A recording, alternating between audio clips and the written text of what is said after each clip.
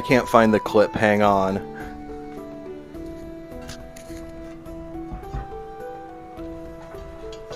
Oh.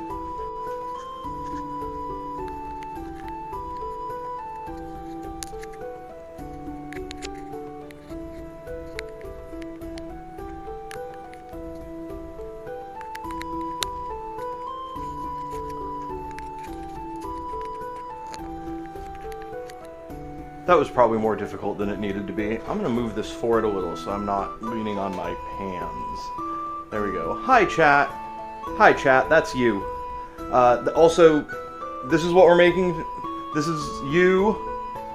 This little box is you, and this box is what we're making today. So yeah. I'm going to do some pasta salad, and we're going to do some super non-traditional, just kind of flying by the seat of my pants stir fry. And to do the stir fry, the first thing I'm going to do is velvet the chicken, which is a technique I'm not super good at. I've done it a couple of times. This might be my, like, third or fourth time doing it. So it'll be fine. So the first things first, chicken and gloves. And I am going to grab a second cutting board so that this one stays clean.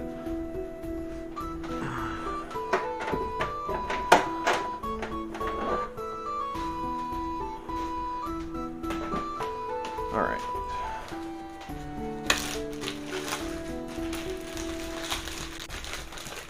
Get that plastic bag ASMR going.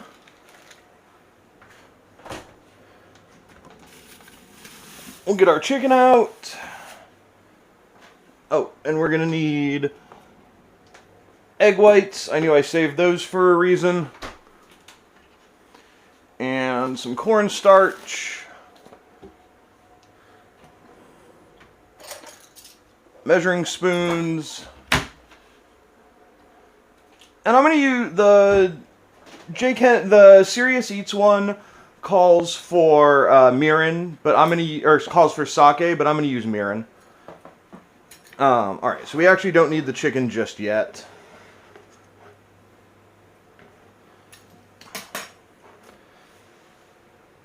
That's what happens when I put veggies on the board. Alright, so for each half pound of chicken, I need a tablespoon of egg white.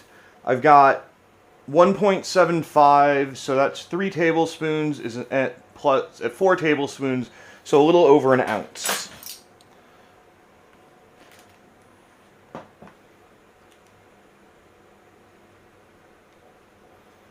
All right, that's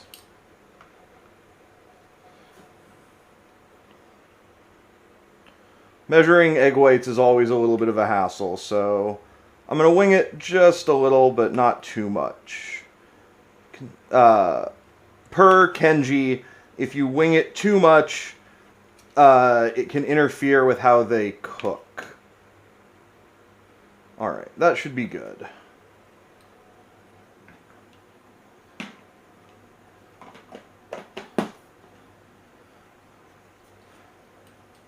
And then for each half pound, I need a teaspoon. So I need about a tablespoon of cornstarch.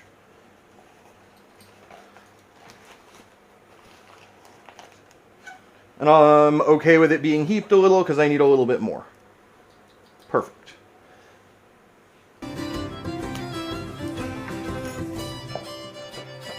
And then I'm going to do about the mirin I can kind of eyeball, so I'm going to use it to rinse this, basically.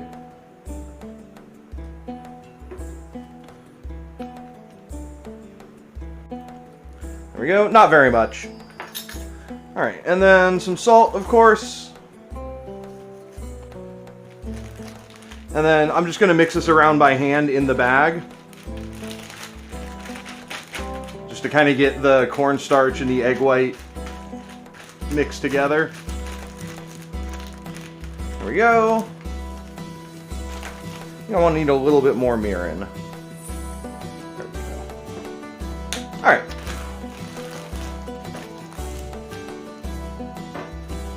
And then I'm going to set that aside. This can go into the sink. Dry my hands off. Hey, Kib. Yeah, absolutely. People are always welcome to work. Welcome to lurk. And yeah, I'm getting started on the stir fry.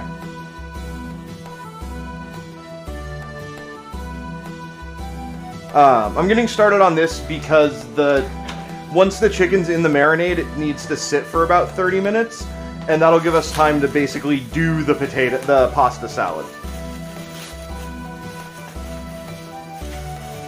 Which should work out.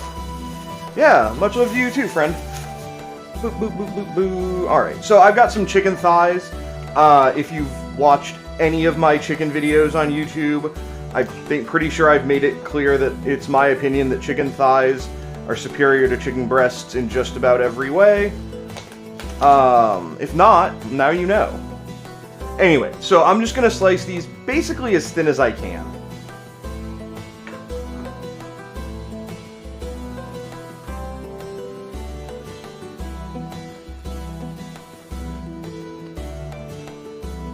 When you're doing velveting, you definitely want maximum surface area, and that'll also help. That also helps with stir fry because smaller pieces obviously cook much faster.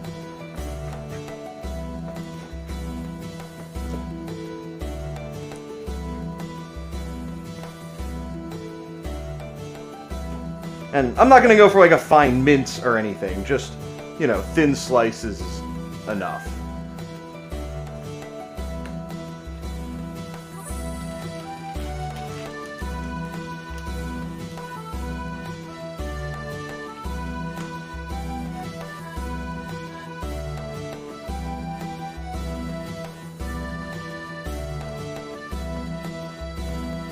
If I had thought ahead enough about this, I could have frozen the chicken a little bit. Not like enough to get it like rock hard, but a little more firm would make it easier to cut, it wouldn't mush around as much as I cut through it. But it's really not a big deal.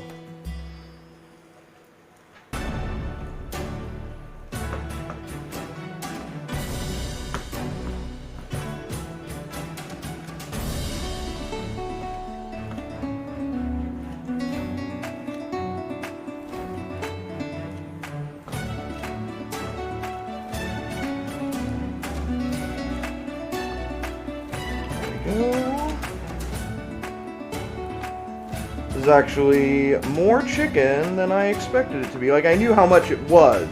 I was just... Speaking of surface area, this is going to work out to be more chicken than I expected it to be, so... I may adjust the amount of veggies I put into this compared to how much veggies I put into the pasta salad, just to balance this a little more. I don't want it to be too chicken heavy. Although I did also get noodles for this to cook up as I eat it. I'm not a fan of like pre-cooking noodles generally.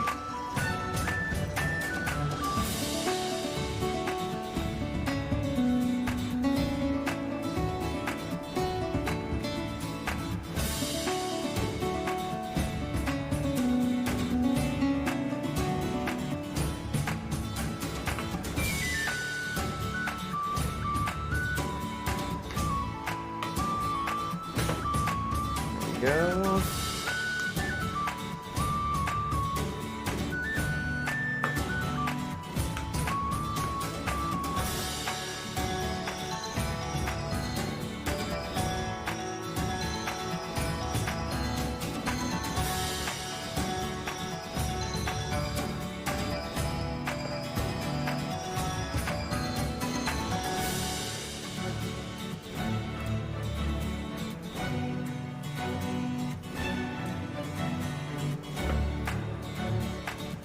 Alright. Well, looks like there was a little piece of bone in that one.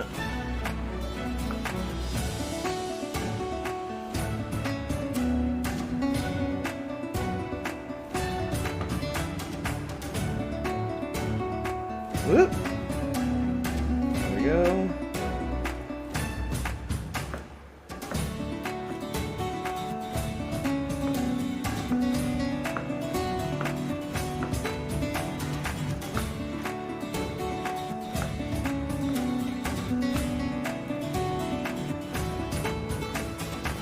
There we go.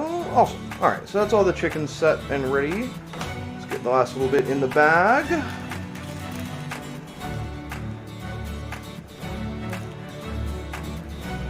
Alright. Ditch the gloves.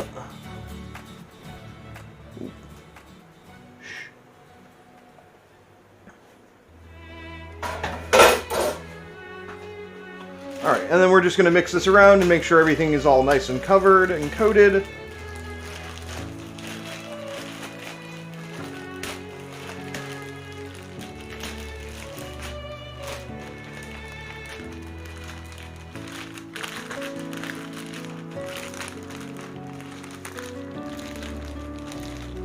Hey!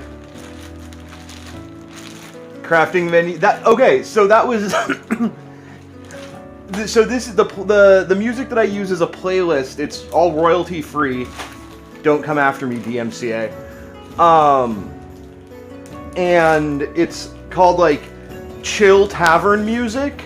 It seemed pretty perfect for this. All right, this goes in the fridge for 30 minutes.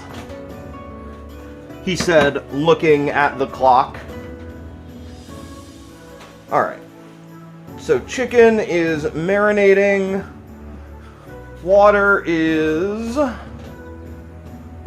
hot but not boiling. So let's get on the veg prep. Alright, so I've got a bunch of different veggies here. Everything's going to different applications. Or not everything is going to different, but it's getting split up among several different applications. I'm going to put some of this stuff aside because we don't need it anymore, or for a bit. Yeah. And then I guess I'll just use metal bowls as...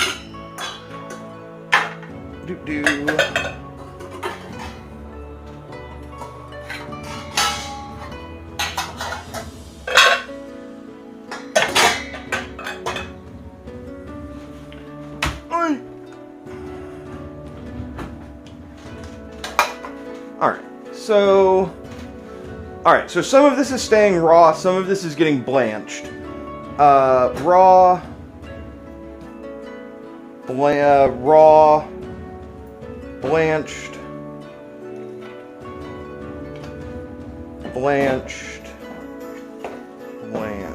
So, let's leave the raw stuff in here for now.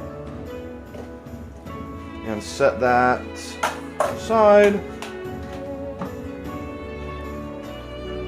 I got, like, inadvertently a really shit thing of celery at the grocery store. So, we're not using very much of it. Hi, Siddhanta. Hello. Kib, thank you for answering their question. I really appreciate it. But yeah, we're doing, it's, over here, right here, is the list of stuff we're doing today. At the moment, we've got chicken velveting for stir fry, and I'm doing the veg prep for the stir fry and the pasta salad together, because it's a mixture of several vegetables, and a lot of stuff is going in both. One of the tricks to meal prep and to like make it efficient, both for labor and cost, is just use the same stuff but in a different way. Alright, let's chop these real quick.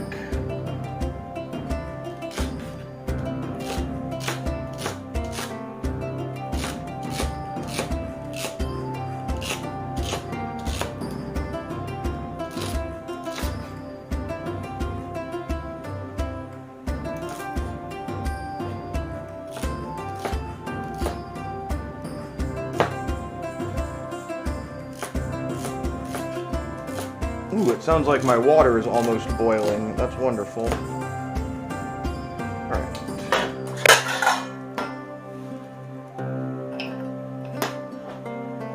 Celery, good to go. Oh, I need to peel my carrots. Where's my peeler?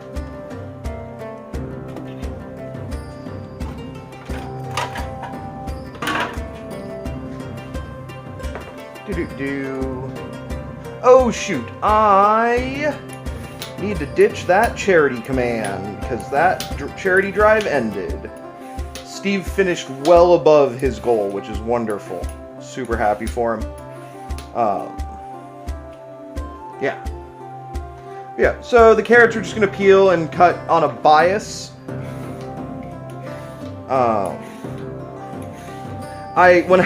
When I was teaching culinary students, when I was doing culinary instruction and talking about teaching the apprentices knife cuts, I would always tell them that the bias cut is the cut of the American Chinese food industry. And I'll show it to you in just a moment.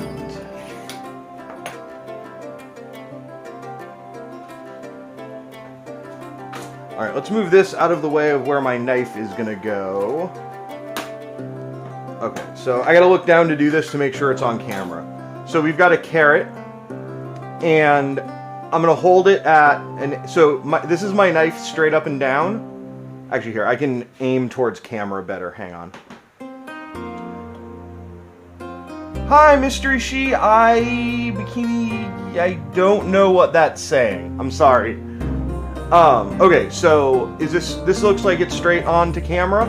So a normal slice, this is gonna be a little awkward, but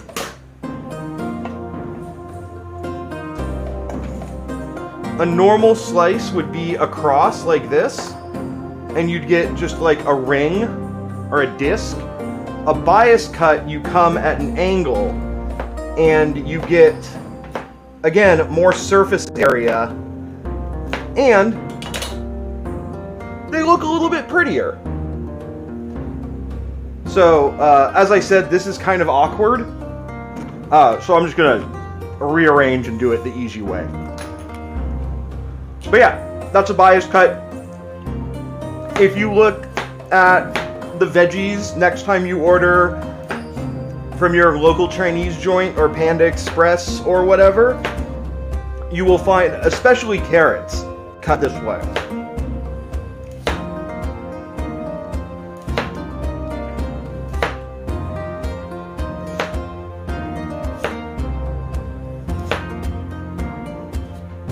Ooh, that slipped a little. There we go. Alright, some of these big ones I'm gonna cut in half.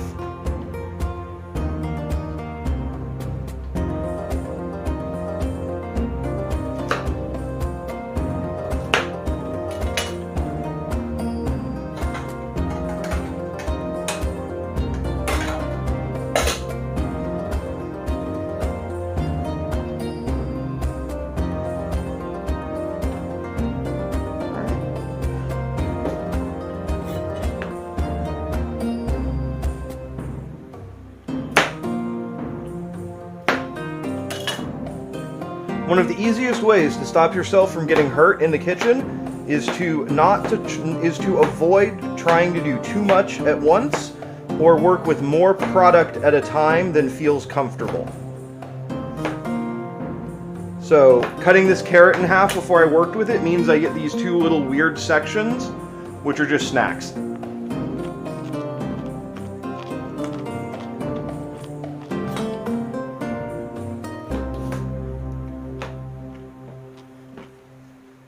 And now, since I know I want this not as thick, I'm just going to cut it in half to begin with.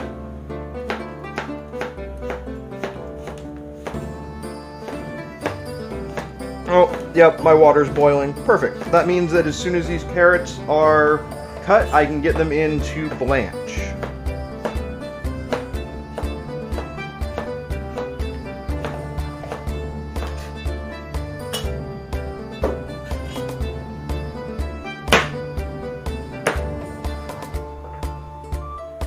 Where'd that little tip go? Oh.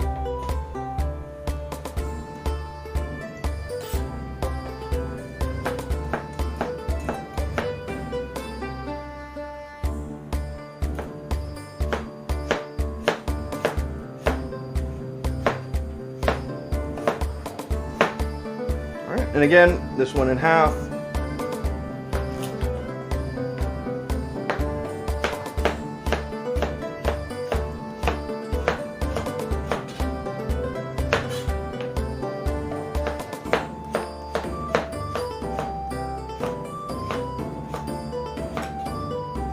Alright, so I mentioned a technique a couple of times called blanching, and what we're going to do, I'm going to turn the camera.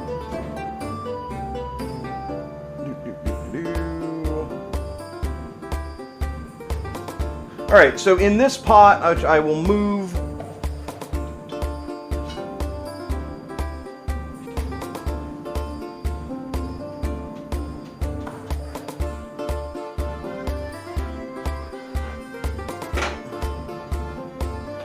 Let's see.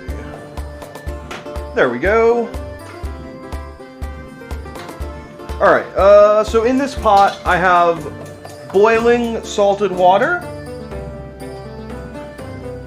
And what I'm going to do is throw our carrots into that water for about a minute and a half.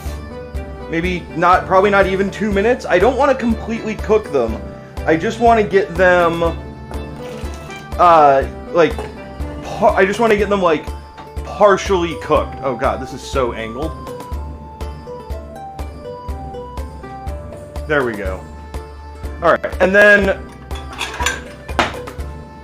obviously, since I don't want them completely cooked, I'm going to need to shock them in a water bath.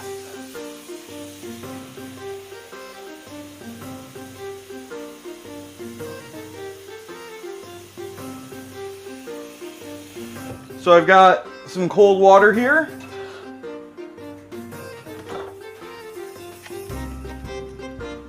And I'm just going to pop a bunch of ice cubes into it.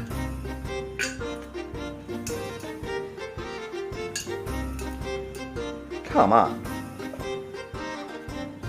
These trays get me really cute, act like cube ice cubes, but they're a pain to get them out of.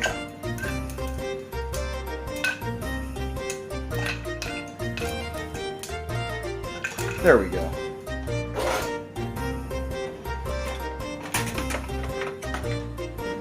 Get our little spider here. Those are going to need probably another 30-40 seconds. So I'm just going to take my broccoli apart real quick.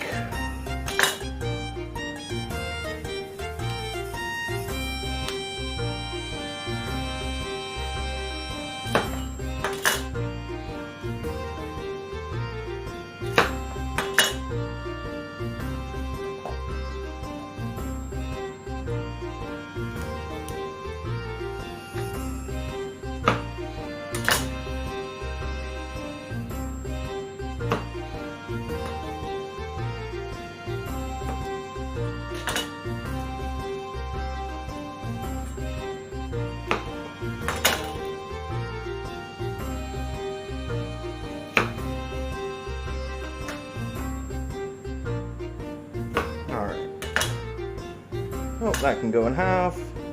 Those carrots are probably ready.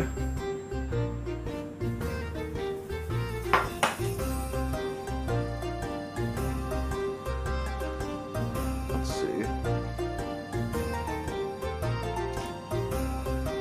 Yep.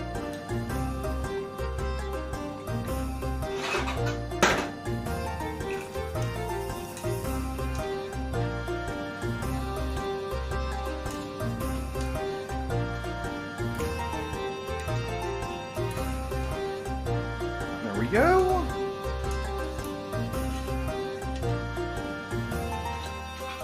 And then I'm just going to give those carrots a minute to cool off while I do the broccoli. Whoop, here. Broccoli.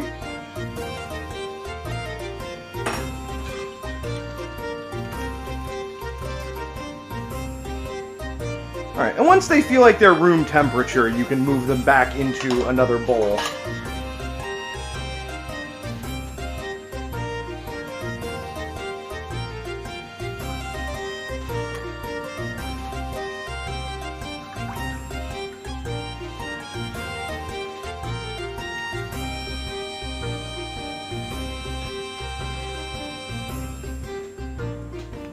Boop-a-doop-boo. Come on. There we go. And obviously, and predictably, a lot of our ice has melted.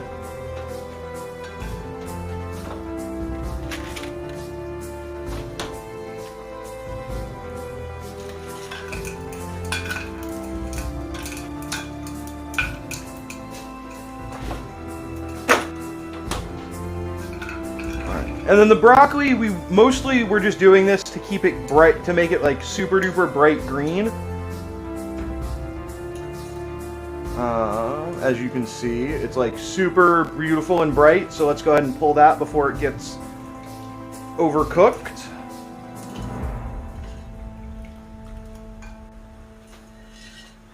All right, and then the broccoli tends to take a little bit longer to cool back down, just because it tends to like hold a lot of that hot water.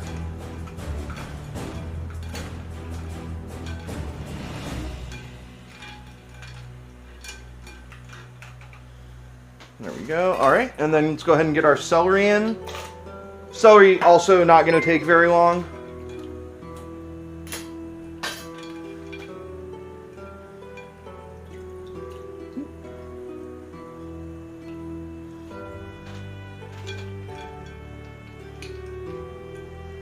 I realize now that you totally can't see my bowl of water. Yay, Monday meal prep. Hey, Rose Hips. Hope your day's going well, and I hope your weekend was good. Alright. So, yeah, like I said, the celery definitely doesn't take very long at all, so.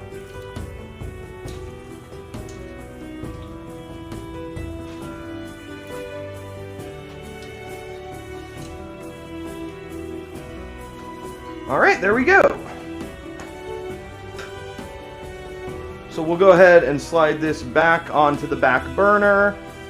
We're going to use that same water to cook our pasta in a minute.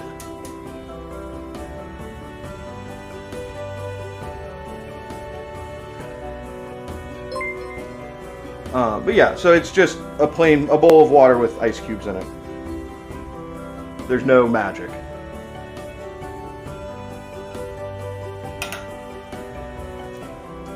Which is to say that this is a part of food science that we do understand, whereas there are certainly parts of food science that we really don't understand that basically are magic as far as we know right now.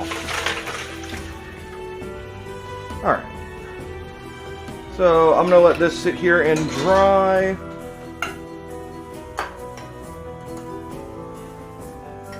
Guess these can hang out elsewhere for now. Alright, let's come back over here.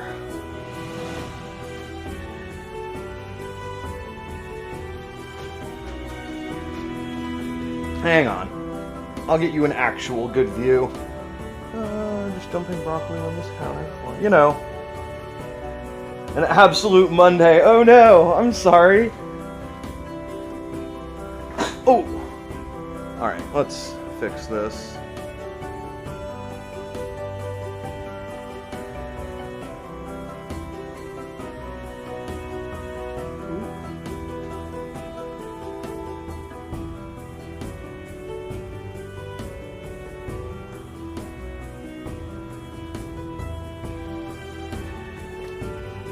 Stupid ring light.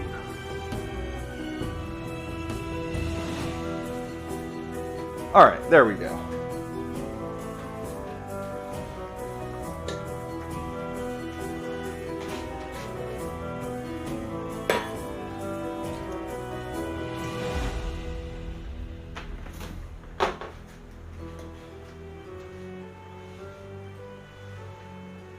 You like that one? We'll go back to that view for stir fry and stuff.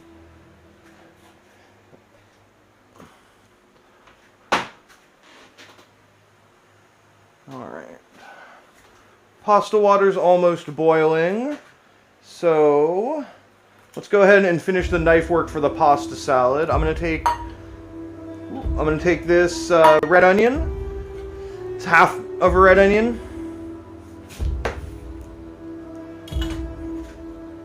And I'm just going to nip the tip, peel it,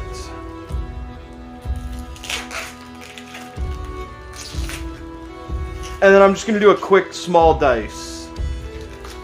Oh, my back was turned. I see. I see how it is.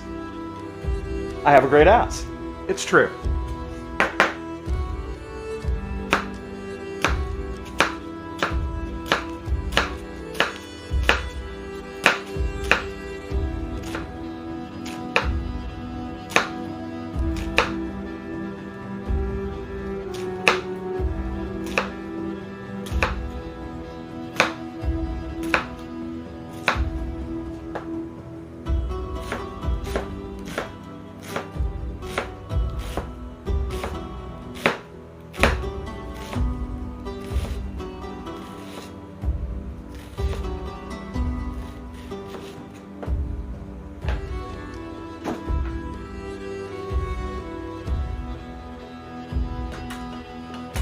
Go.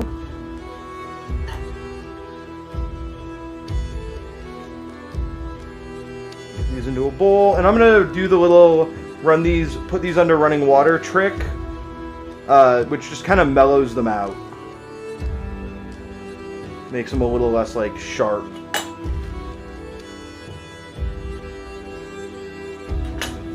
All right, so.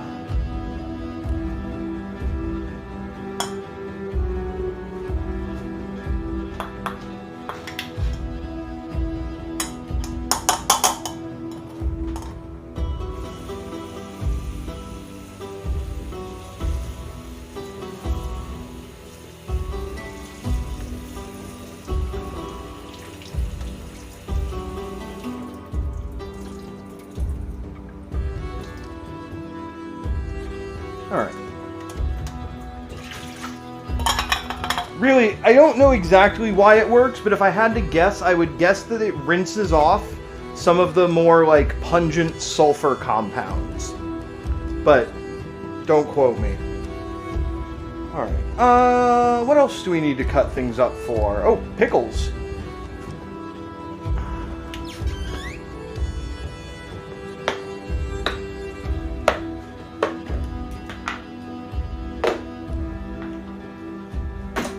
Not at all where I meant to throw that. Alright, let's go ahead and get our pasta down. Ooh. Rainbow rotini, the cheap stuff.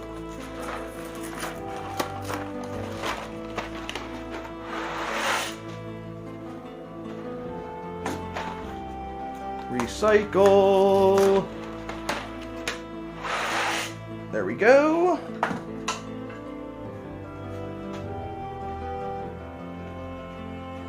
Give those a stir. Should also add more salt to this water, because the veggies will have absorbed a bit of it.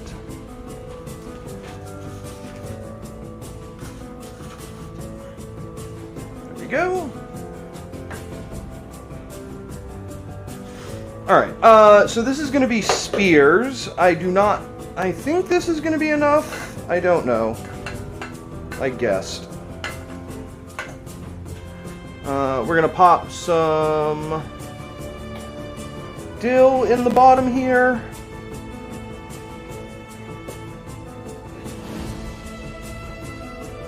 And I'm just gonna kind of prop this up like that for a sec. I like to cut off the tips, both tips of cucumbers before I pickle them. Personal preference, you definitely want to cut off the stem end because that will help keep them crispier.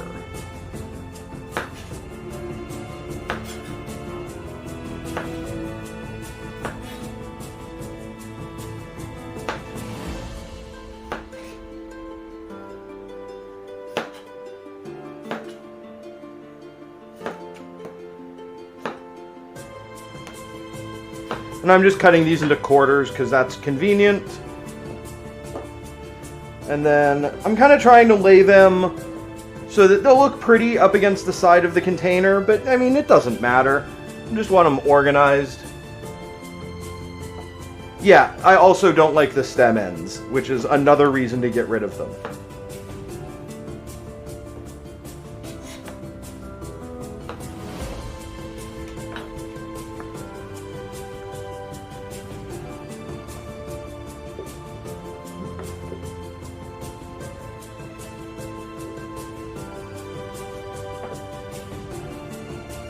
Alright, what I'm trying to do is avoid having any of the faces right up against each other.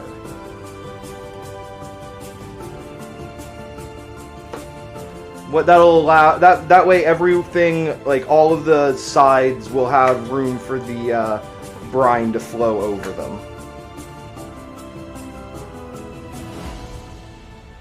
And for anyone who wondered why I didn't sell spears when I was doing pickling as a business, having to meticulously set up the jars this way is exactly why. It is time consuming, and one of those things that if you do it wrong, it's noticeable, and if you do it right, nobody knows you did it.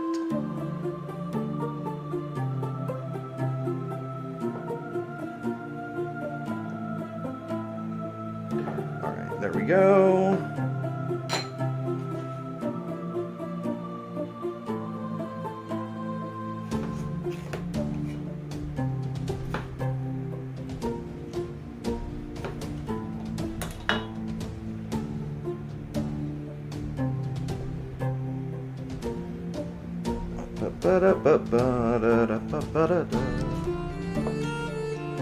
Yeah, I can definitely grab at least a couple more cucumbers out of the fridge for this one. Excellent.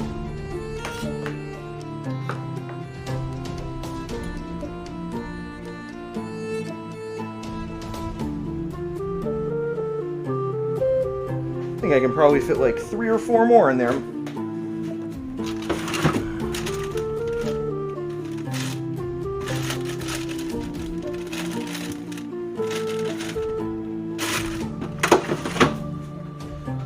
Give these a quick rinse. Because vegetables, well, cucumbers at least, grow in the ground and have dirt on them.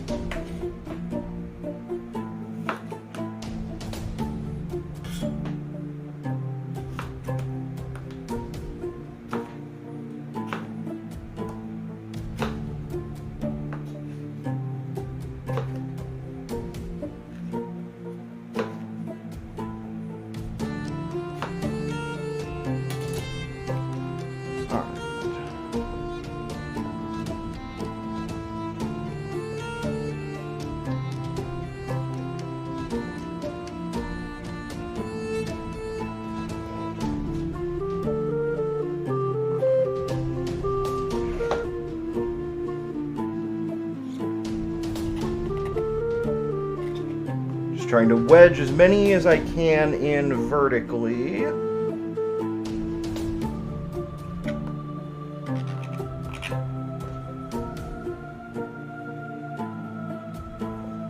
then we'll do a few across the top, 1 more cuke worth.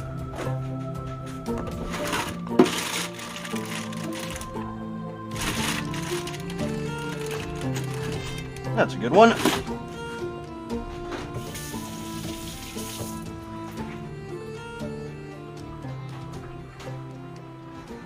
Wedge the wedges! Hey, Capricorn.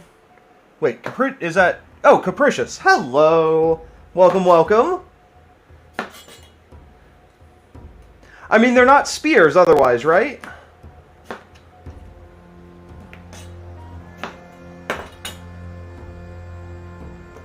Alright, there we go.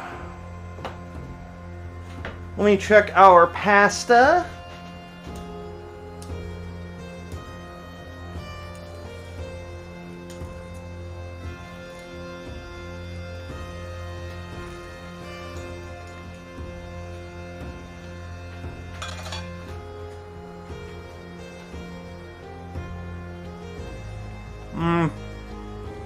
Pasta needs another minute or two. So these can get set aside. Actually, I'm going to use that minute to organize my workstation. Station management is one of the best ways to go to act. Honestly, it'll let you go faster if you just like take 30 seconds to wipe stuff down, move stuff that you don't need out of the way. It makes a huge difference. So all I'm doing right now, is collecting my mise en place for my pasta salad. I'm gonna chop some of these chives real quick. We'll ditch the kind of dried out ends.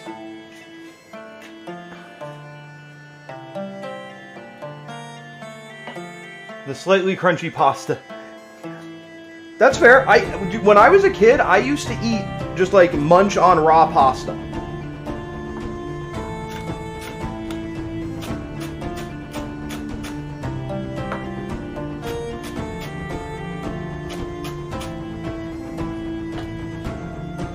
There we go.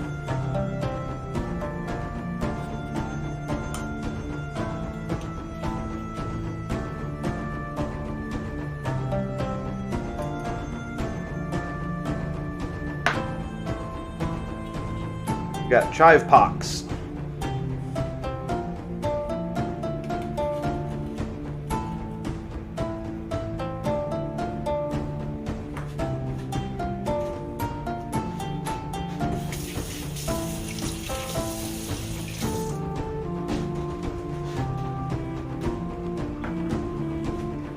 Set the knife aside. Wipe down our board. Alright, that should be enough time for our pasta. Let's double check. Feels like it. Let's give it the quick taste. Oh, come here.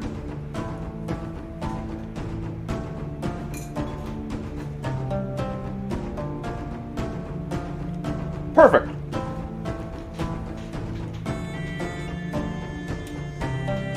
Alright, so we're going to get that into a bowl.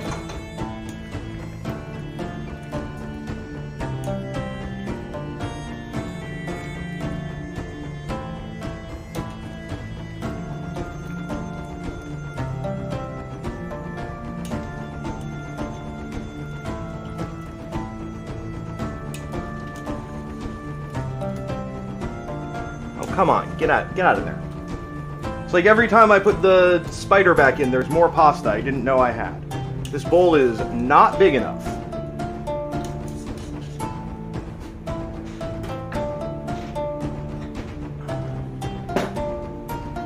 Alright, that can go off.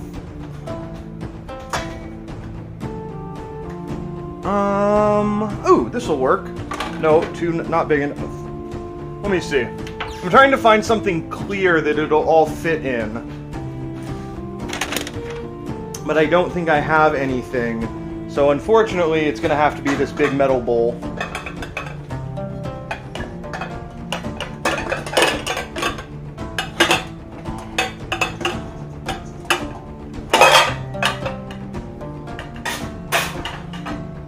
Alright, so big metal bowl. Hot pasta.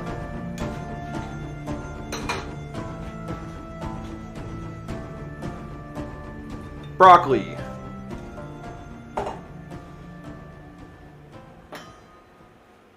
Red onion. A bunch of our carrots, but not all of them, because we're using a bunch of them for stir fry also. We're going to add some chives. And then I'm going to add... Oh, I need cucumbers for it too.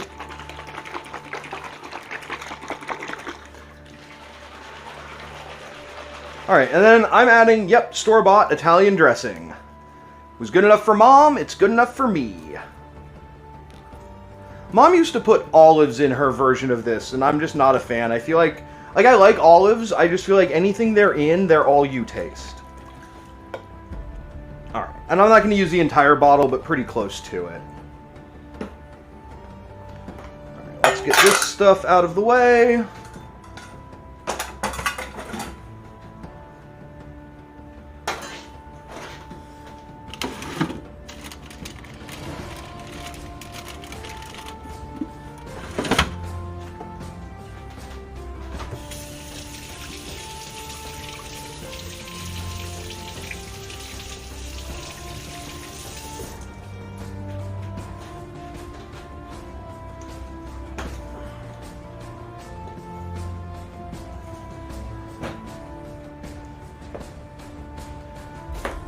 Rings are fine. Oh, one ran away.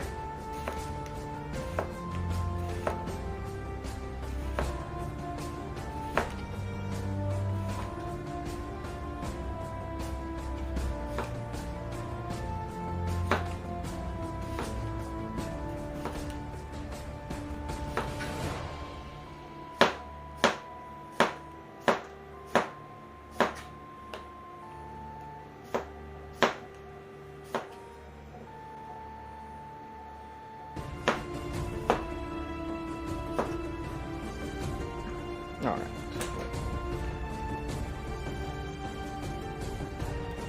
That all goes in.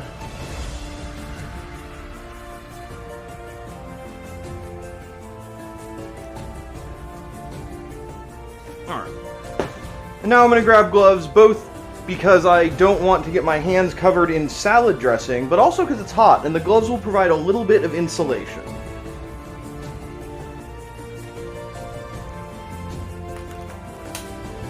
Oh, God, I hate putting gloves on damp hands. It's like the worst thing ever. What? Good enough.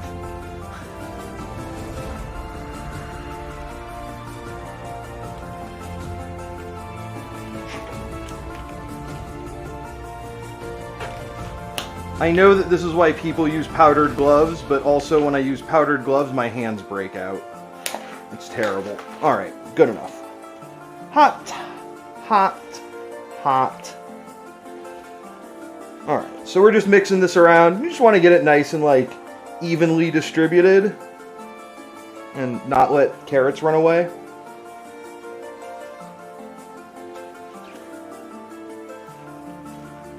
Alright. I think that's enough for our hands. Let's give it a taste. Ooh, I just realized something that I can throw in there that I hadn't thought of. But let's taste it first.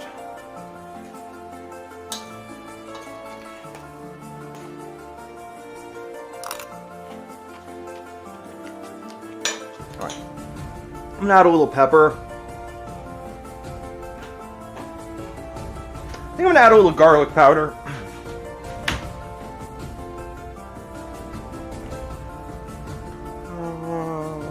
There it is.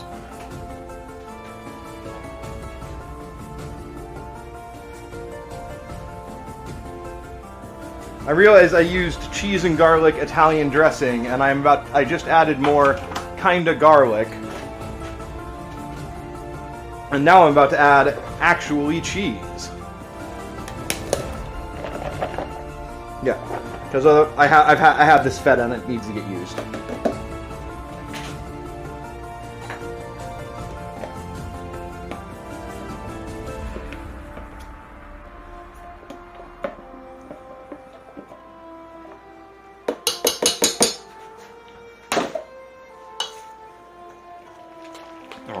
We'll give that a mix.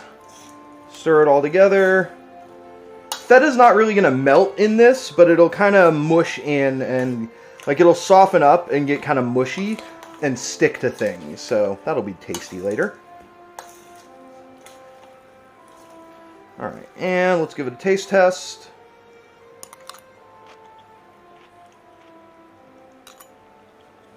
Mmm. Yes, wonderful, delicious. All right, that's got to cool off the rest of the way.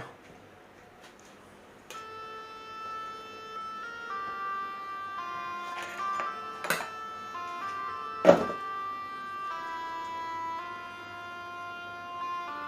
think I'm done with these chives for today because I'm not putting them in anything else.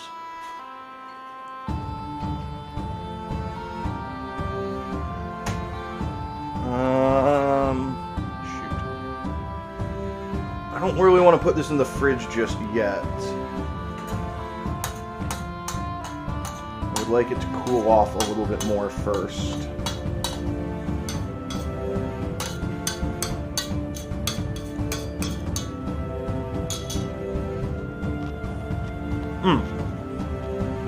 Alright. I guess we can sit over here for a minute. I'm trying to think if I need that pot of boiling water for anything else. I don't think I do. No, I don't. I'm gonna go ahead and dump that.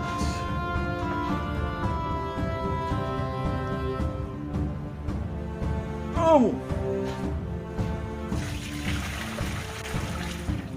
And that definitely frees up some space.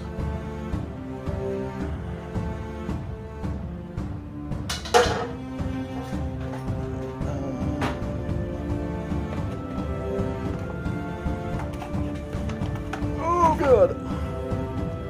Alright, that can go over there.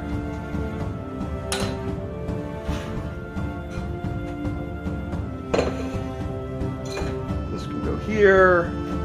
Alright, so I think our next step is pickles.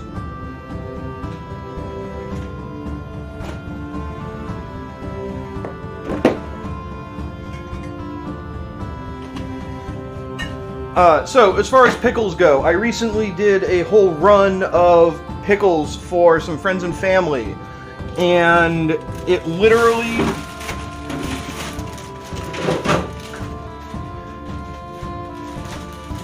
was literally cheaper to buy too much than the right amount. So I've got extra pickles I need to use. Knowing that, I made extra brine. So the plan is fill this with brine and fill these jars with pickles.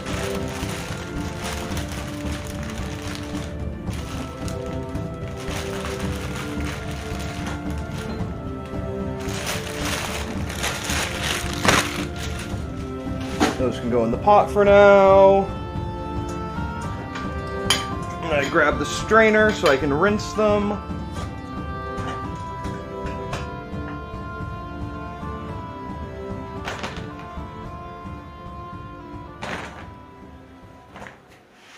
Alright, and then this has already been heated and infused and whatnot. So I just need to bring it up to boiling, essentially.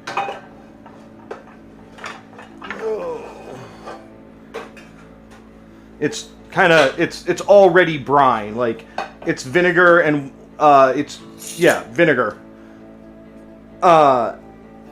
And all of the spices and stuff infused into it already.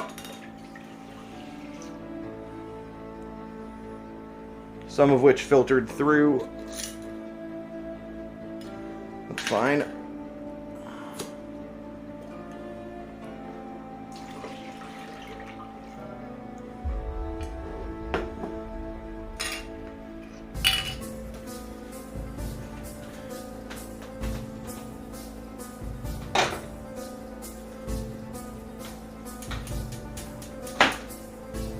Okie dokie. And the rinsey rinse.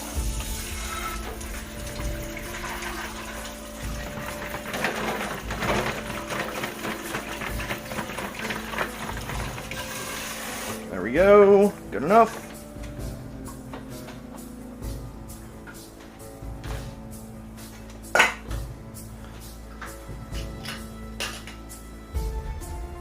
Alright, I'm going to grab the death machine.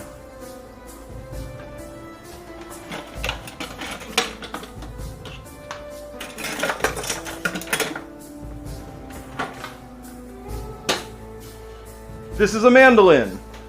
It's a death machine. It wants to eat your fingers. Very, very badly. If you're not careful, it absolutely will.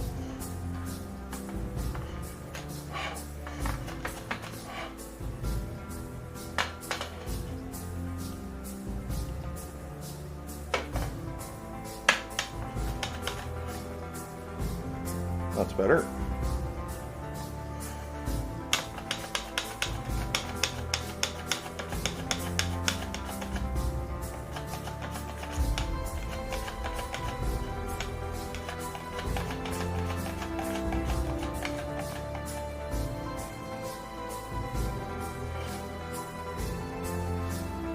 If you are not comfortable with your fingers being millimeters from a razor at a fairly high speed, don't use one of these. Just use a knife.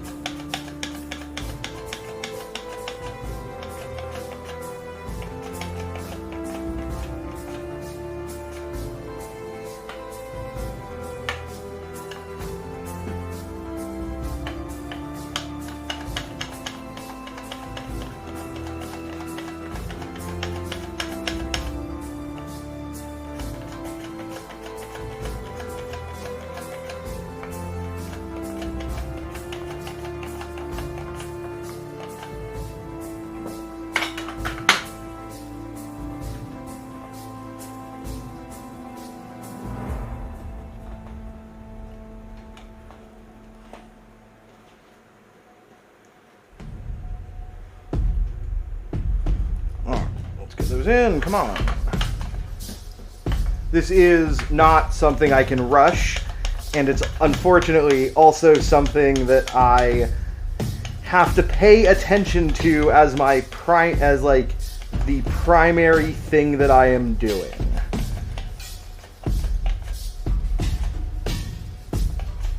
That's why there was no Meal Prep Monday last week, because it would have just been 5 hours of me doing this.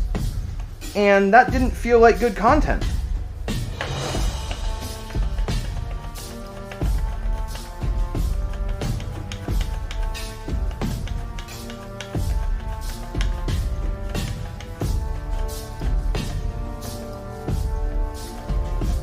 Feels like the content there is Hope Wash doesn't cut his hand open. Or, which means the other content there is Hope Wash does, and I don't like that idea.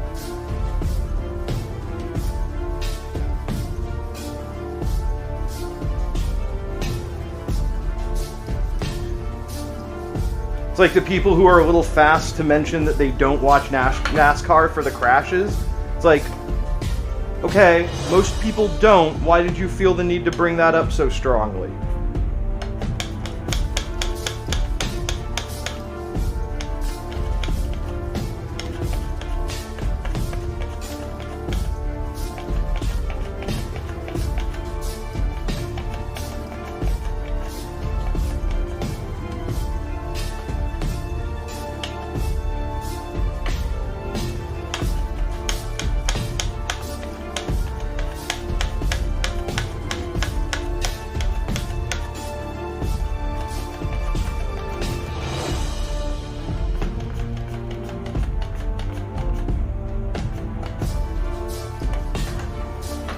Probably fit 2 more, I hope. I mean, I'd like to fit, what, I have 2, 4, 6, 7 more, but that's not going to happen.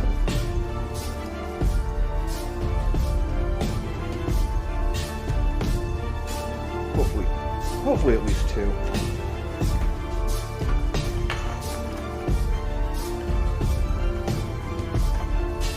When I used to do this, I had a cut-proof, when I used to do this a lot, I had a cut-resistant glove that I would wear, like a Kevlar glove, and they came in pairs, but the way that I do this, you only need one at a time, which was handy, because it basically meant I got to buy 2.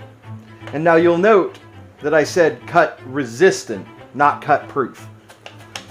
I went through one.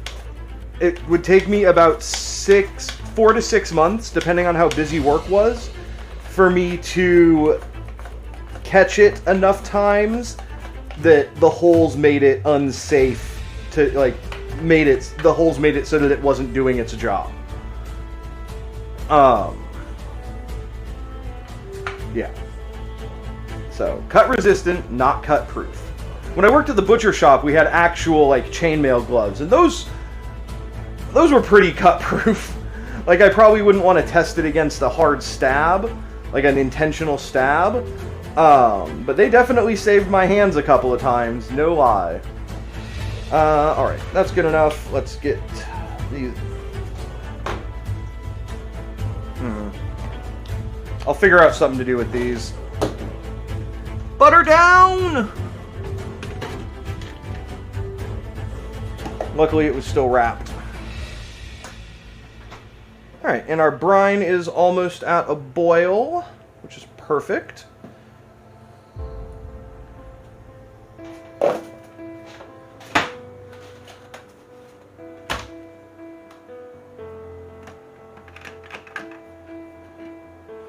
Alright, so for one of these jars, let's say this one, I'm going to add some extra mustard seed.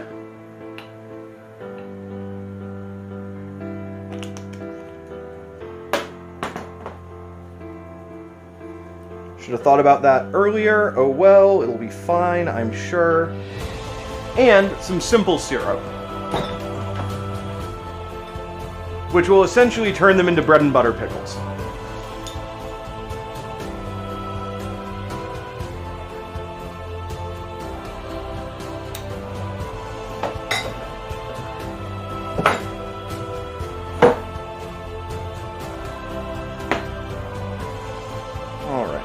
so let's go ahead and get some water into that to thin it down.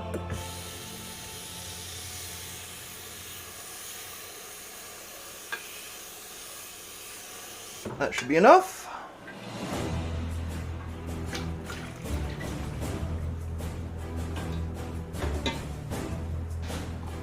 All right, let's move this again so that you can see what I'm doing over here.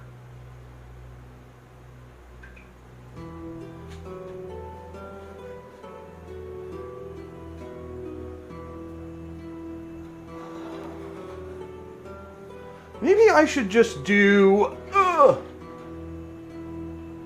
this. Hang on.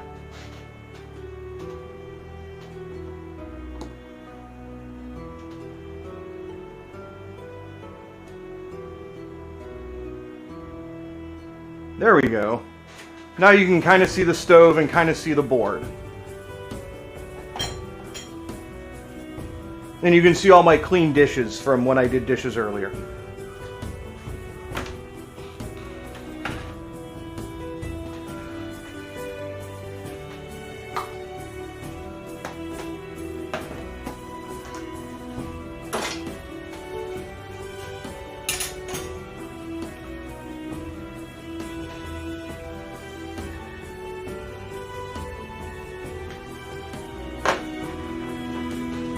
Those cucumbers were wet. Phrasing.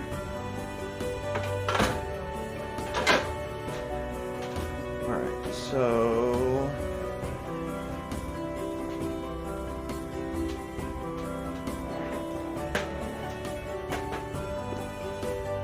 Alright. This isn't quite where I need it to be yet, so I'm going to do a little bit more knife work real quick. Hopefully you can see me. Yeah.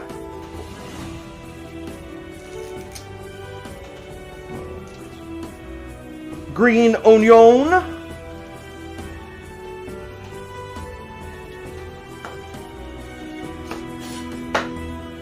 Take the roots off.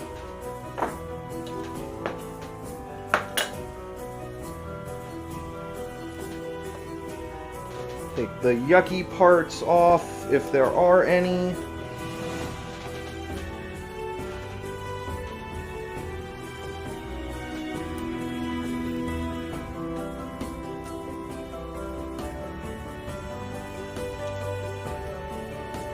You basically just don't want any parts that are like dried out looking. That one's fine. That one's fine. Alright, we good. And then we're just going to cut up them until we hit the parts that are dried out.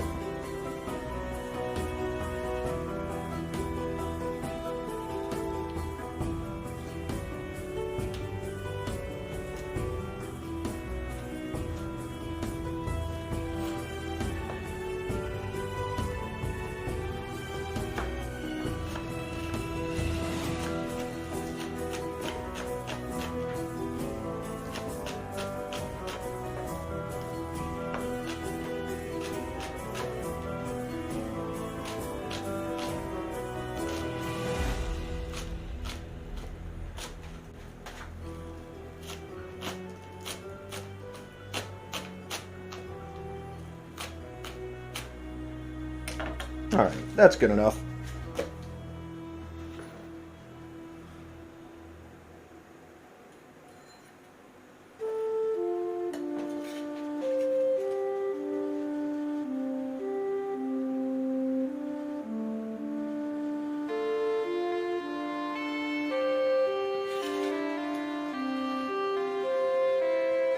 Set that aside, and then the last thing we need for the stir fry is our cabbage.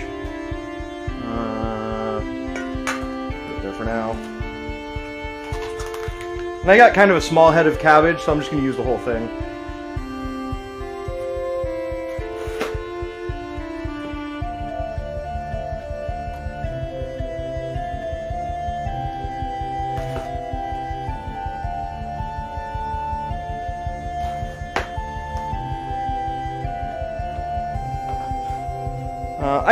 This is another thing you could use a mandolin for, but I'm not gonna.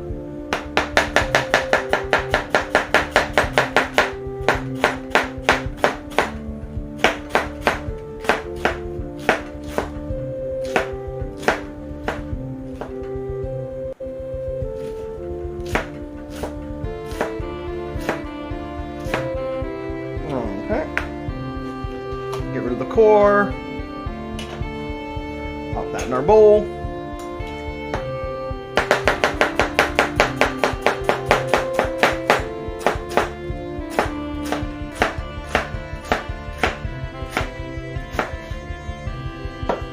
Going fast doesn't matter if you're not accurate, and it doesn't matter if you hurt. It doesn't matter at all if you hurt yourself, because then you can't use those veggies anyway.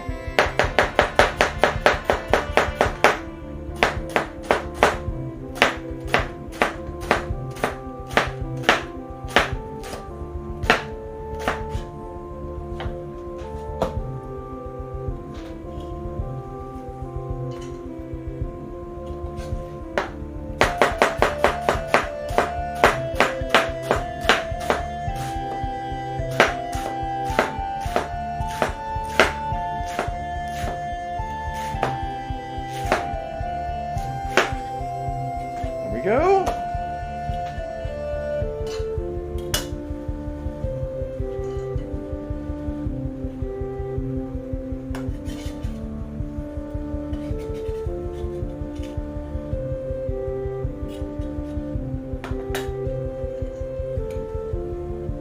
All right, so we've got cabbage, celery, carrot, and green onion to go into our stir fry, and we'll do that very soon. This is a canning funnel. You can buy them in canning sets. Usually they cost $10 and the set costs $13, so you might as well buy the set. All right. So this is plenty hot enough. So we're just gonna ladle. Should take probably 4 ladles worth. Oh wait, no, 6. Sorry, these are bigger jars.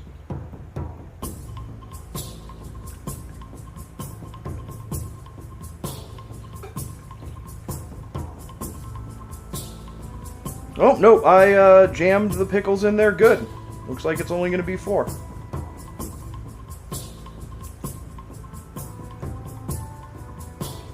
Alright. And I'm going to leave just a little bit of room at the top.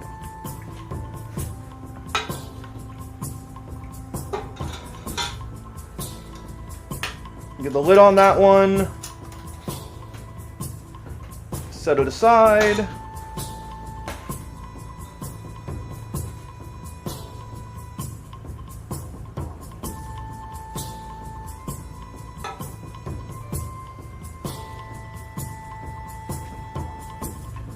We go through 2, 3. Oh, looks like we're good. I'll just top it off real quick. There we go. We'll get the lid on that one. All right, this one is kind of, I'm just gonna ladle.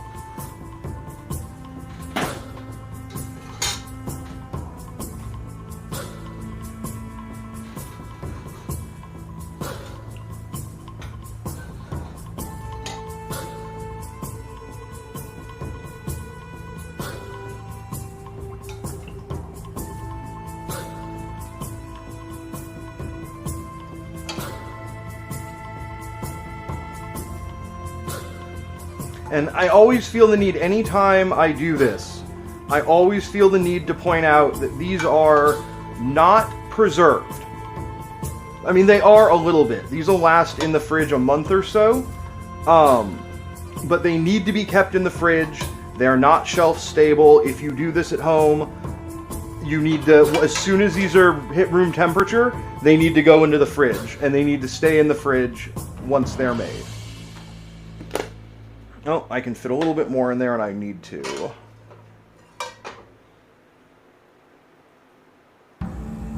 There we go.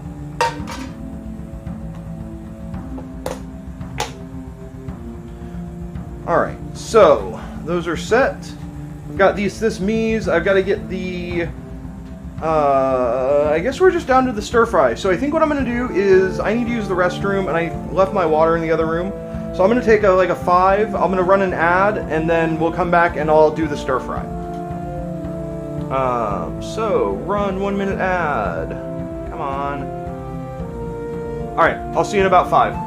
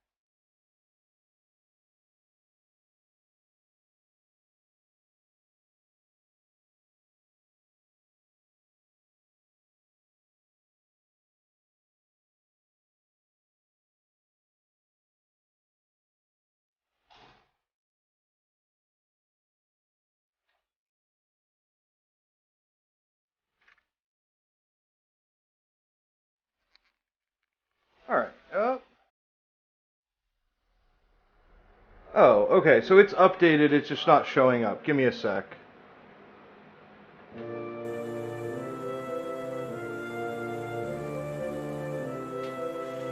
Whoop.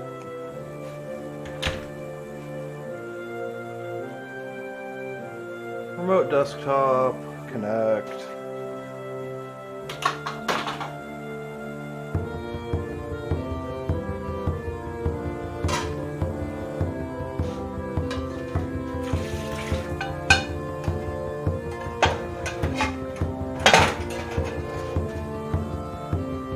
Huh, now it's not connecting. That's annoying. Well, we'll manage. Alright, these can go in the fridge.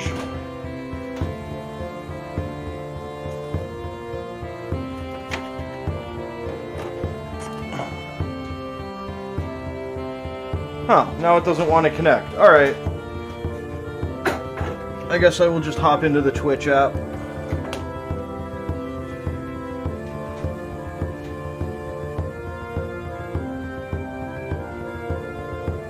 Let me give it one more try on remote desktop.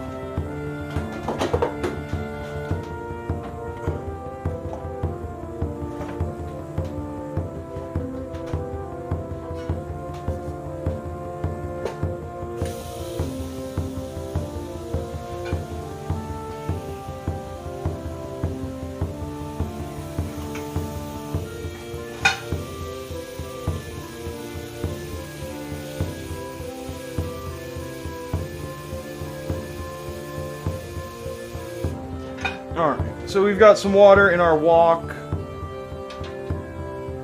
We'll get that heating up. And basically we're just going to kind of blanch our chicken in batches, and then we'll fire up our veggies. While that heats up, I'm going to make our sauce.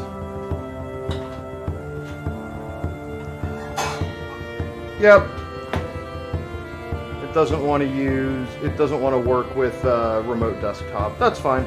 It just means I have to use Twitch to see chat. The Twitch app to see chat. Switch to creator mode. Stream manager. There we go. Alright, good enough. Alright, so for our sauce, we're going to use some mirin.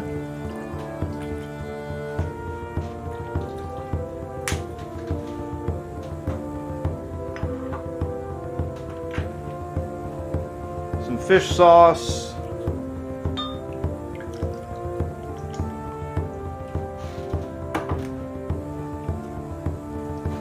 Rice wine vinegar. I guess I'm just going to finish that up. And of course, soy sauce.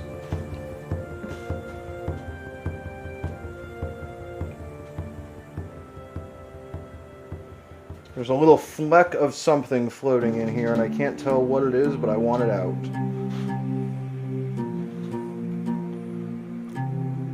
Alright. I'm going to reserve the rest of the soy sauce because we might need it later. And then, oh god! We can keep this out for now.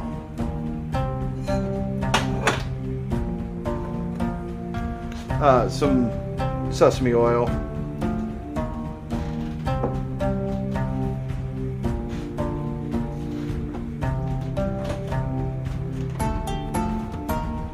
And I'm going to add some gochujang. Oh, this is all kinds of in the way.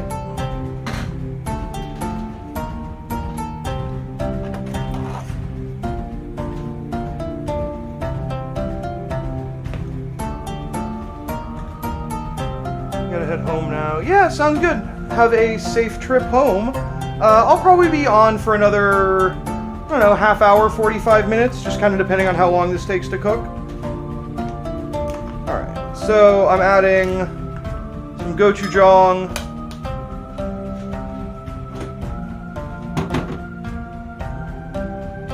And some lazy garlic.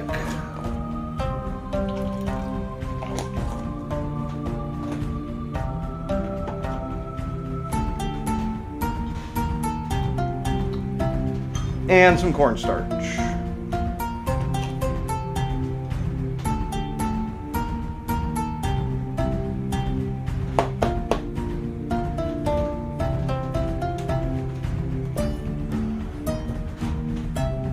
All right, and we'll just whisk that up into a sauce.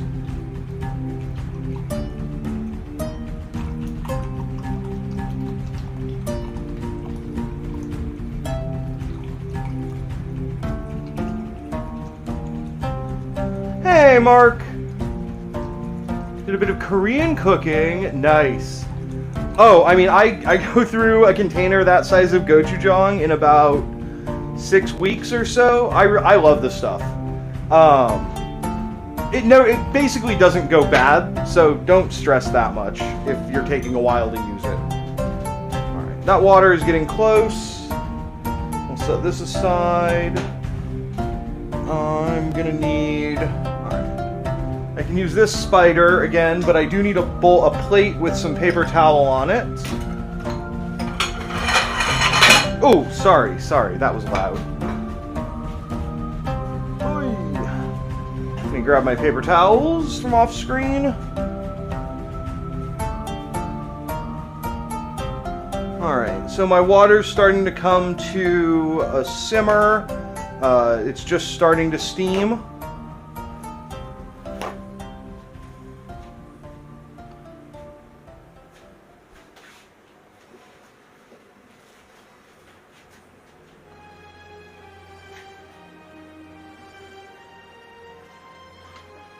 Alright, I'm going to add a little bit of oil to it just to break the surface tension so that the cornstarch that's in there doesn't cause it to like foam up too badly. And then I guess I do also need a glove.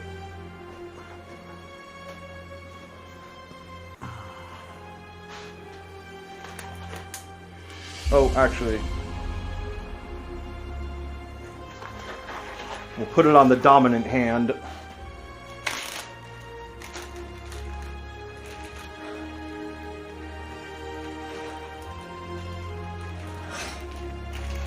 Alright, so this is like a little bit softer, and it definitely has like a coating on it. So let's give this just another sec.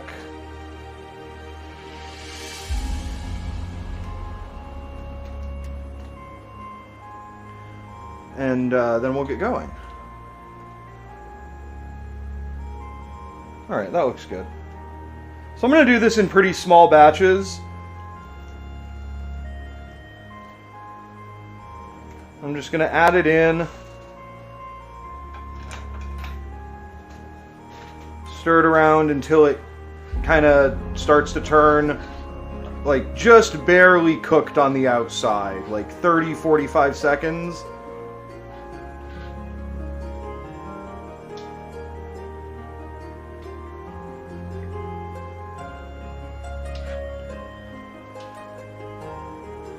There we go.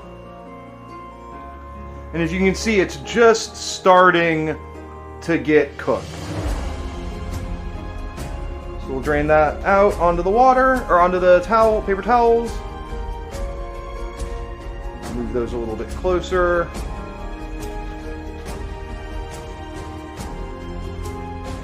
And then we'll go in with our next batch. I'm going to do a little bit bigger of a batch this time. And I'm just kind of shaking them in, trying to get them to separate out as much as I can as I add them. There we go.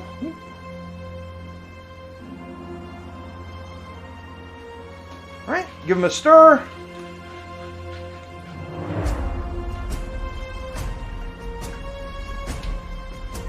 Kevin Blaze, what up, friendo? Hope things are going well for you, buddy.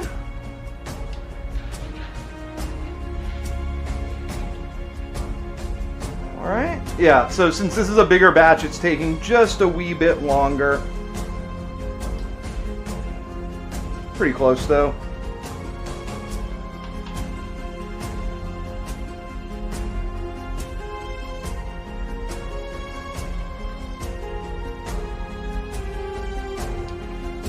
Alright, that's looking good on the outside. And that's really all we're doing, is we're just trying to set the velveting mixture that's on the outside of the chicken.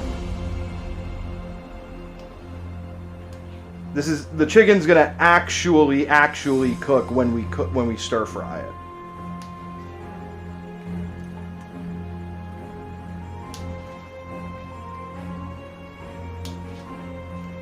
There we go, and it looks like I'm gonna have 2 more batches of this.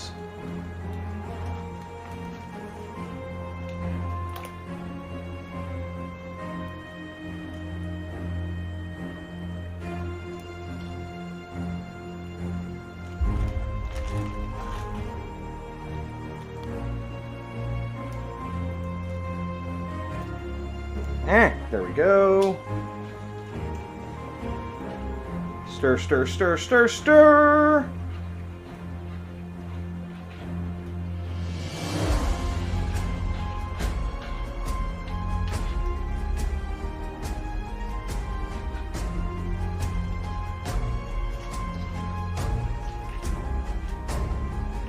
All right, probably another 10 seconds there.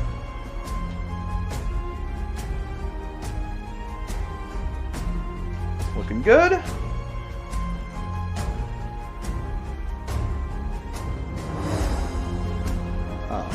And this is kind of piling up, so I'm going to have to spread it out a little more to actually get it to drain. But I'll wait until... that can wait just a minute.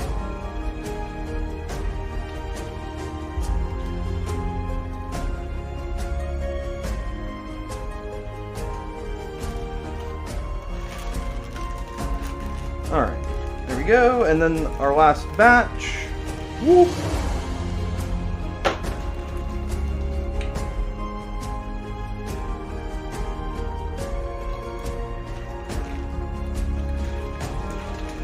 Come on. Paid for all this chicken, I'm eating all this chicken. Alright, we can lose the glove.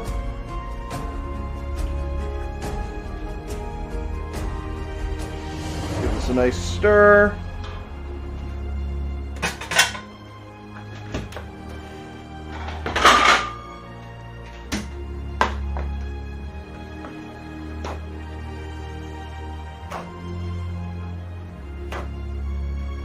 There we go. Ooh, hot. Surprising literally no one except me. Alright. And we want to get this as dry as we can, but we don't need to freak out about making it super dry.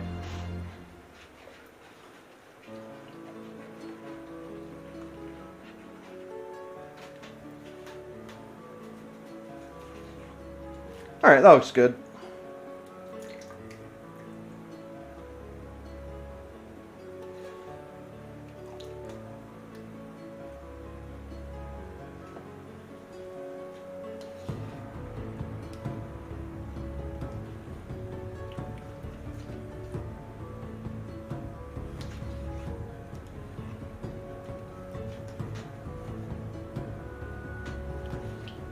Alright.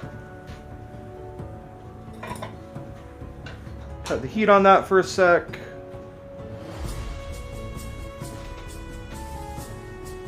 Get this back on the plate.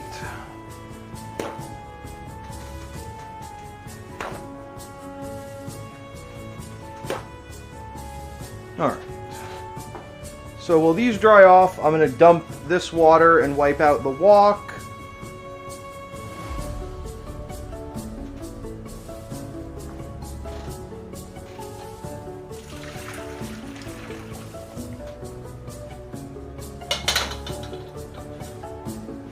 And I have a nice carbon steel wok that has a pretty reliably non-stick coating. If you don't, you might need to actually wash this.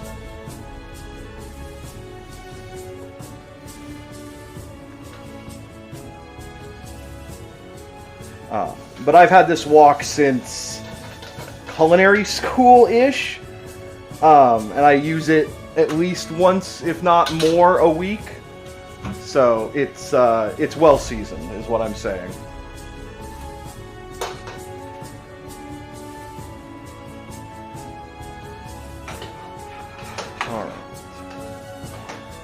Now, since we don't have a container big enough for, like, I don't have a wok big enough for all of this to go into, I'm gonna have to do it in batches,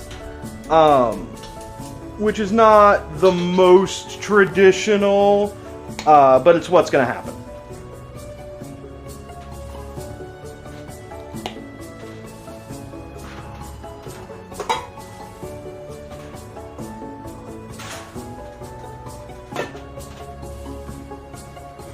So we want this oil to get pretty much to smoking. And then we're going to cook things in batches so that everything gets nice and has plenty of time in contact with the pan. Just going to grab some more oil and a tool.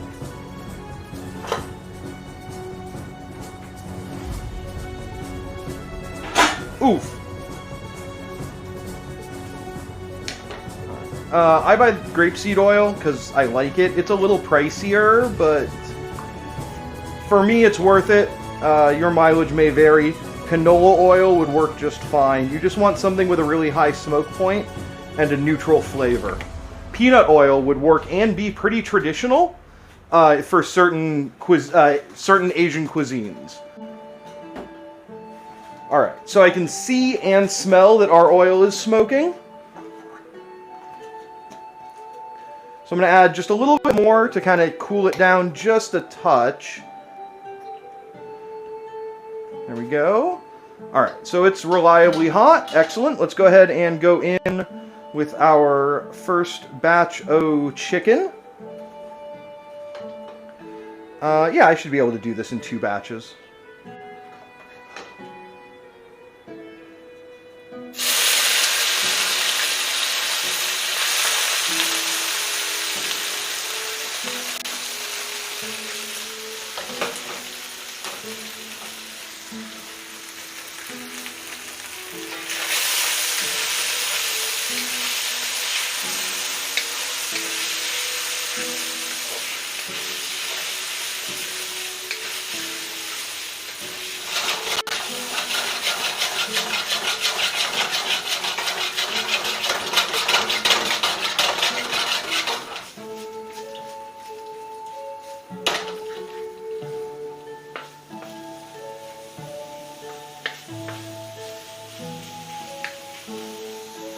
Alright.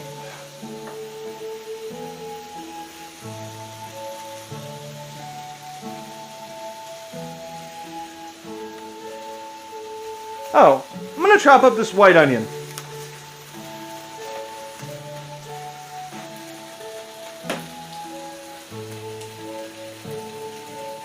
This is a big stir-fry no-no. Generally, once you start going, you go. You don't pause to dice up veggies you forgot to chop up.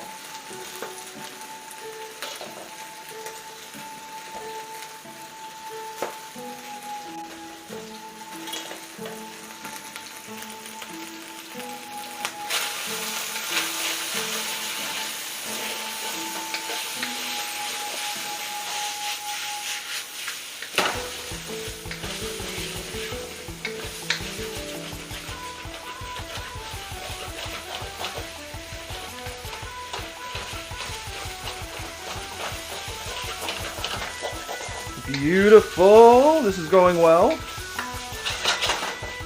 We'll let that get just a little bit more color on it.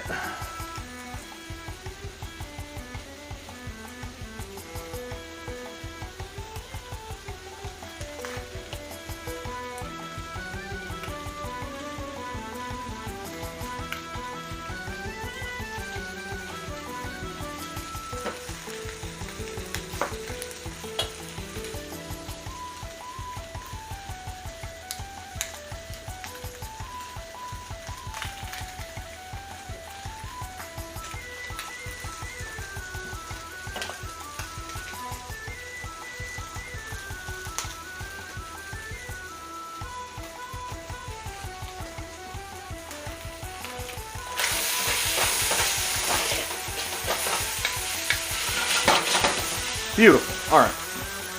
So first batch of chicken into our holding vessel.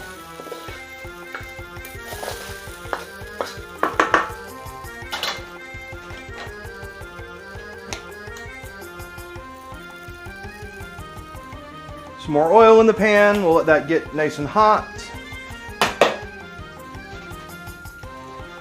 Oh, I did mean to pepper that.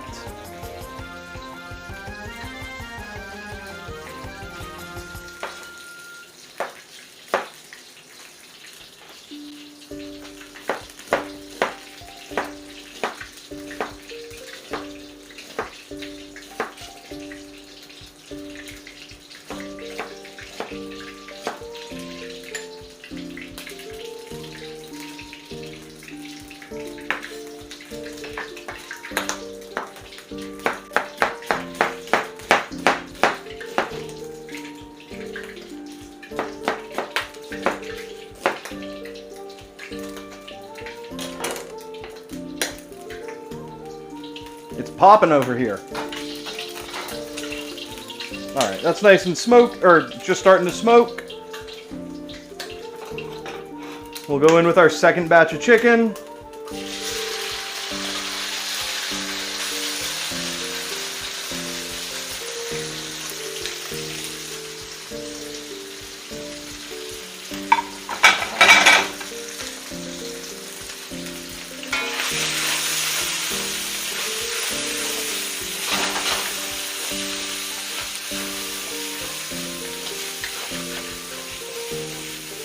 And now I'm going to be smart and remember to pepper it as it's going. And just a wee bit of salt. We don't want to add too much salt to this because we've got a ton of soy sauce in our sauce.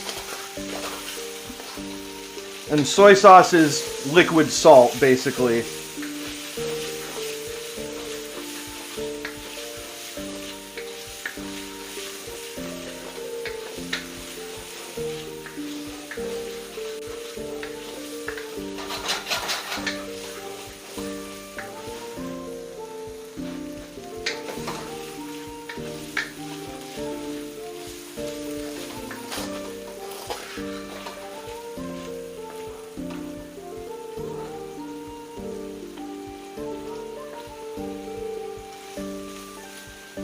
I'm just trying to let the moisture that's coming out of the chicken cook off.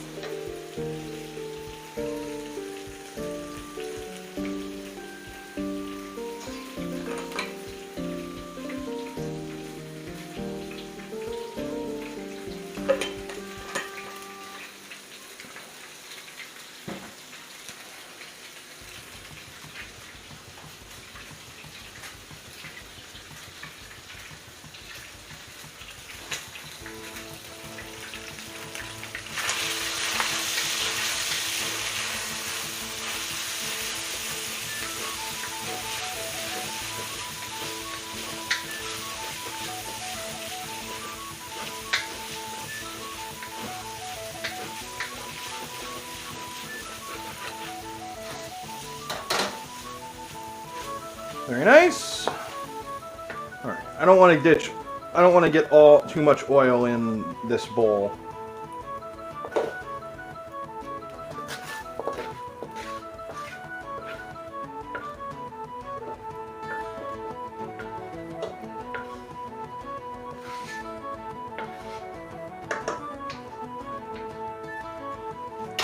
All right.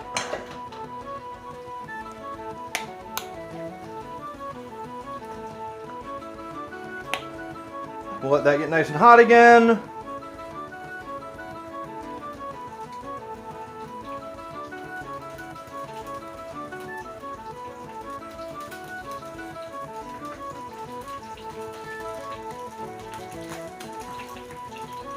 I'm just kind of breaking up the onions before I put them in. Not like breaking them, but just kind of like separating out the individual slices from one another.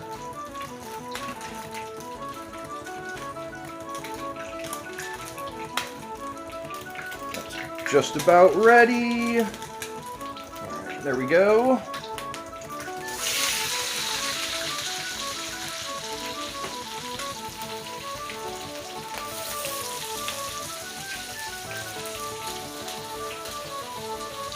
And again, we'll go with some pepper, small amount of salt.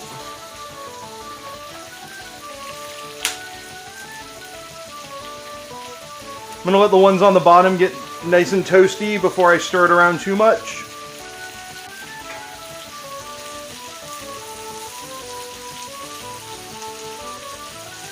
That should be good.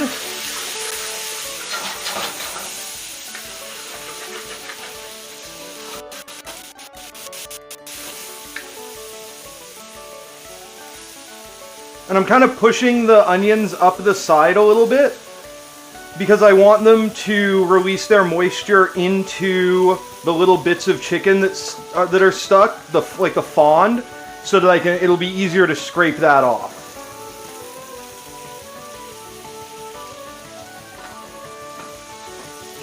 There we go.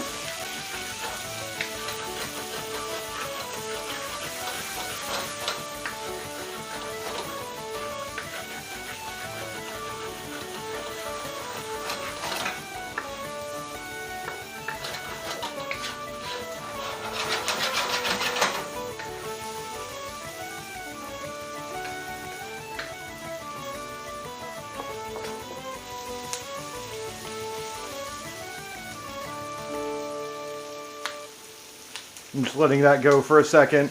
If I had a stove that had like a wok burner on it, this would be a lot quicker and a lot different, but we work with what we've got. Cooking's about rolling with the punches and adapting.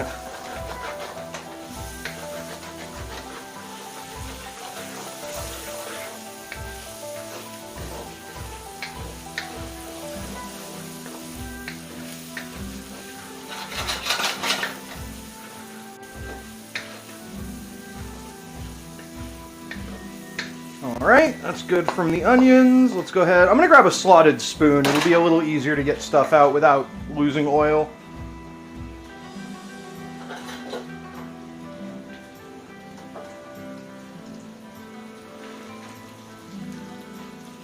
Alright.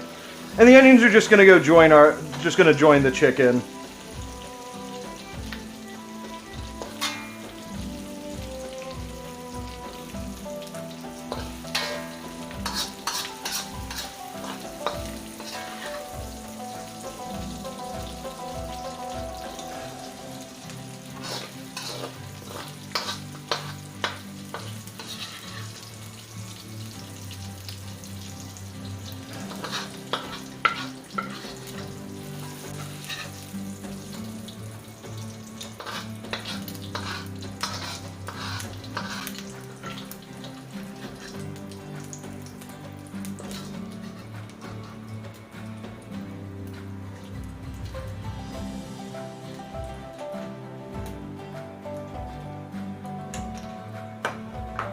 Alright, so now is the part where it really goes, because everything else we have left to cook is either already mostly cooked or doesn't take very long. So, carrots in, celery along with it,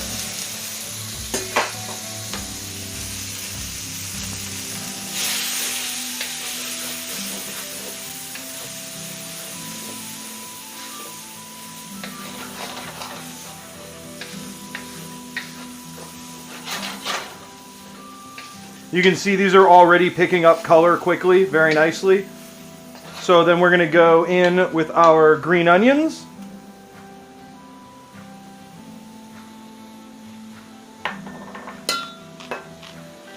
Give those just a real, whoops, come back. We're going to give these just a real quick stir together.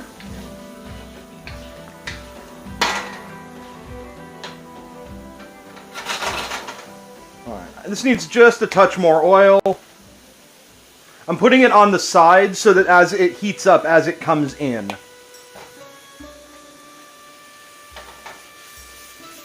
Alright, that stuff's looking good. Let's go ahead and get all that cabbage in.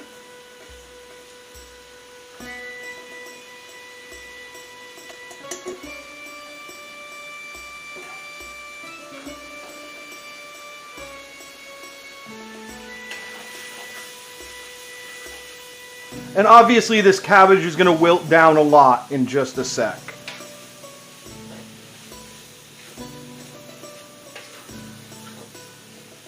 Alright, it's already like taking up way less space. So That's a good sign. We're going to go in with our chicken and our onions.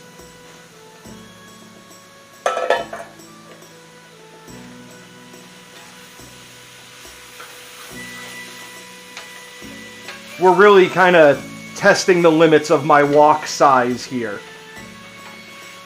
Alright, this is all looking really beautiful, nice and mixed together. So, we're going to give this a quick whisk to get it back together.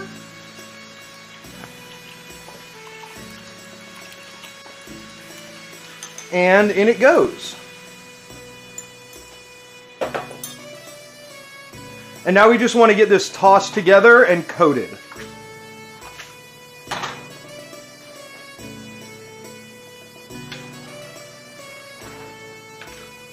And as the sauce heats up, that'll activate the cornstarch in it and cause it to thicken up really beautifully.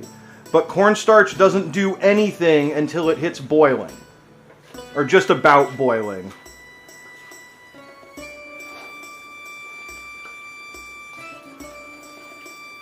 Oh man, that smells so good. So I'm so sorry we don't have smell-o-vision yet. Talk to Amazon. They've got the money.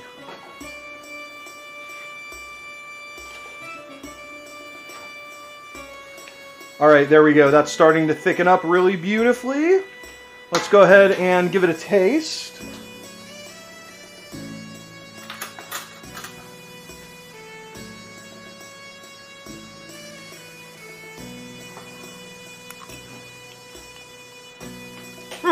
Nice. I kind of ended up like halfway between like bulgogi, like what you would do for like pork or beef bulgogi, and like kind of like beef with broccoli sauce or chicken and broccoli sauce. I don't know. It's tasty. It's definitely not anything that a native of Asia would recognize as being anything but some white guy's attempt at Asian food. But I'm a white guy attempting to make Asian food, and I like the way it tastes, and it's for me. So how wrong did I go, right? Alright, that just about does it. Well,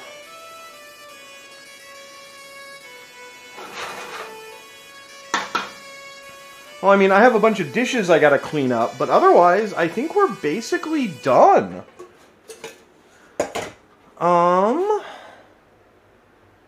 Yeah.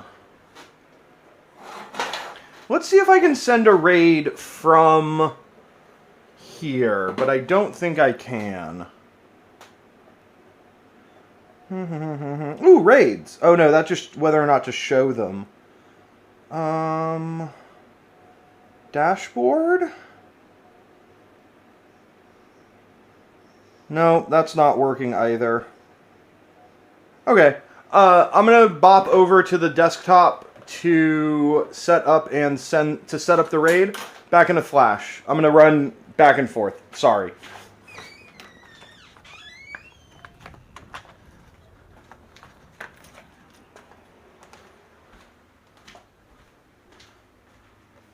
Okay, let's see. Yeah, you can still hear me. Let's see who's streaming.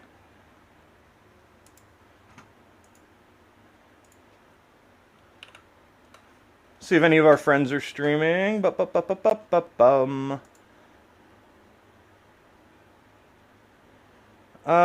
Good, Superior David, a couple of menches.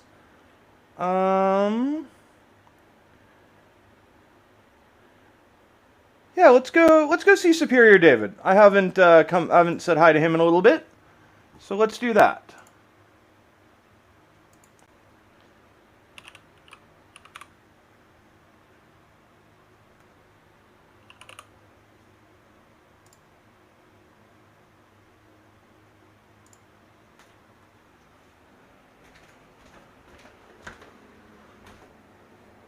Hui! Alright, so thank you everybody for watching. I'm going to get cleaned up. I got to package this stuff up, but I got to wait till it cools off a little bit first. And that's boring. It's literally, it would be like watching paint dry, except like watching food cool. Doesn't sound fun, right? Anyway, so we're going to go say hi to Superior David. He's playing some Hearthstone. Awesome dude. Like I said, he's a real mensch. Great human being. And yeah, I'll be back tomorrow at 2 p.m. Pacific to play some Hearthstone. Otherwise, as always, friends, thank you so much for watching. I truly appreciate it. Be safe, have fun, stay passionate, cook something. All right, I'm going to go send the raid. Love you all. Thank you.